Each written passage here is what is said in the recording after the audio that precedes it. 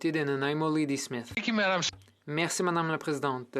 Depuis mon élection à cette Chambre il y a 1 an et demi, j'ai demandé à plusieurs reprises au ministre des Transports et à Transport Canada de s'attaquer aux problèmes de pollution, de bruit et de dommages environnementaux causés par les mouillages des cargos du protocole intérimaire dans les îles du sud du Golfe. Le ministre sait quel est le problème. Je veux parler des solutions pour résoudre les inefficacités au port de Vancouver. Les expéditions de conteneurs en provenance de ce port sont très efficaces. Les cargos devraient l'être aussi. Il existe des ports très fréquentés dans d'autres pays où ce problème n'existe pas. Pendant des années, le port de Newcastle en Australie a connu le même problème. En 2007, certaines journées, plus de 70 cargos mouillaient à l'extérieur de leur port en attente de chargement. En juin de cette année-là, un navire a jeté l'ancre et s'est échoué sur une plage très fréquentée. Le tollé public qui a suivi cet incident a conduit à un réexamen de la situation et le port de Newcastle n'a plus de problème de mouillage de cargo. Ils ont mis en place un système d'arrivée des navires. Les navires doivent contacter le port 14 jours avant leur arrivée.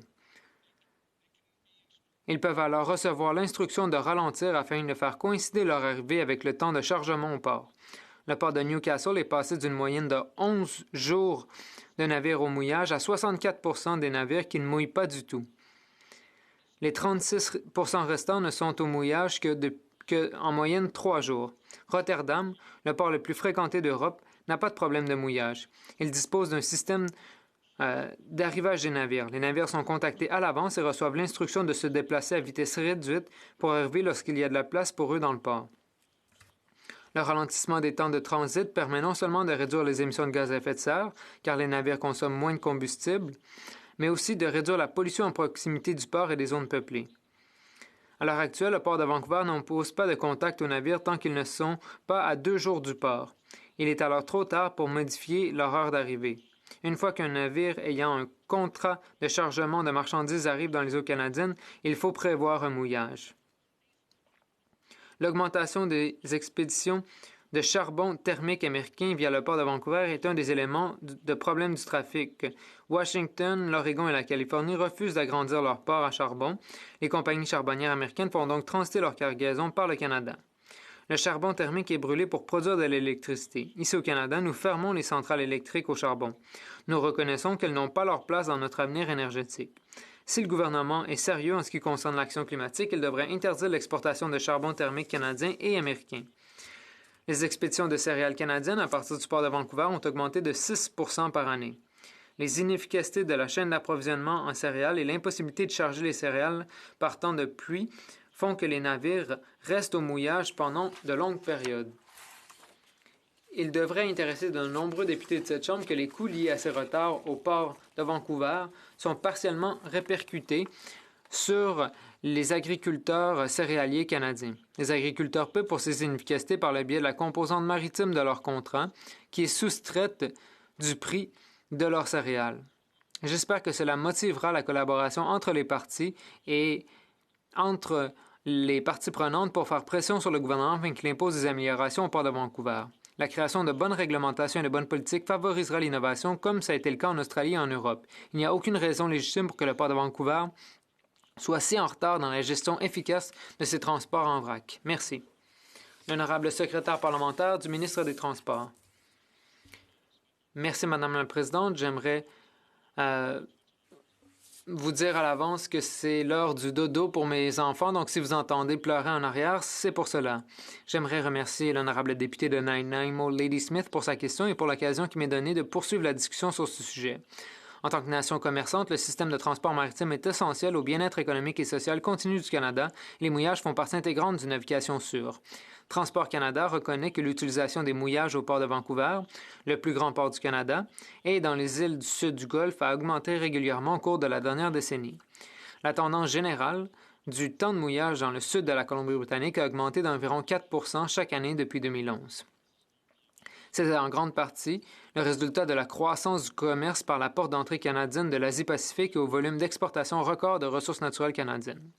Avec cette croissance constante de l'activité des navires, les groupes autochtones et les communautés côtières de la région ont fait part de leurs préoccupations et de leurs frustrations. Transport Canada a pris connaissance des préoccupations concernant le bruit et les lumières des navires à l'ancre, ainsi que des préoccupations socio-environnementales plus larges, telles que les implications pour la pêche et les activités culturelles des Autochtones.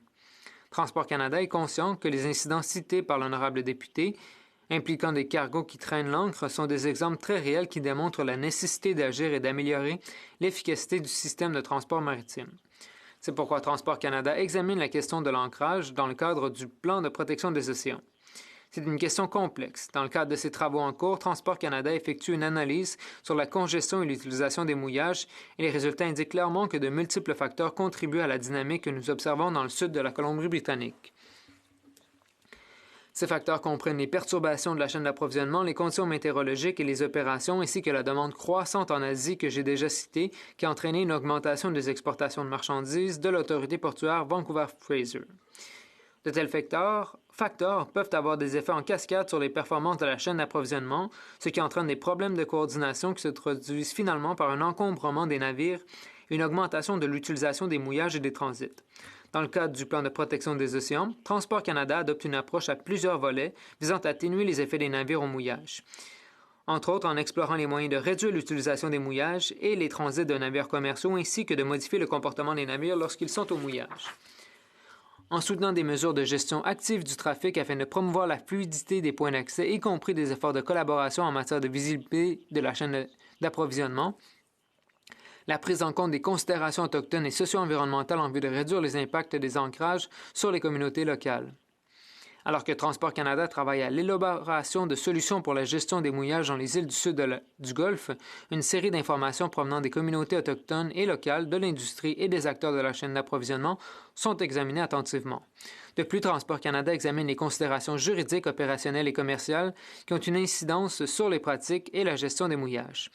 À l'heure actuelle, l'objectif de Transport Canada est non seulement de remédier à la congestion des mouillages, mais aussi de rechercher de nouvelles efficacités pour promouvoir la fluidité des points d'accès tout en maintenant la sécurité de la navigation.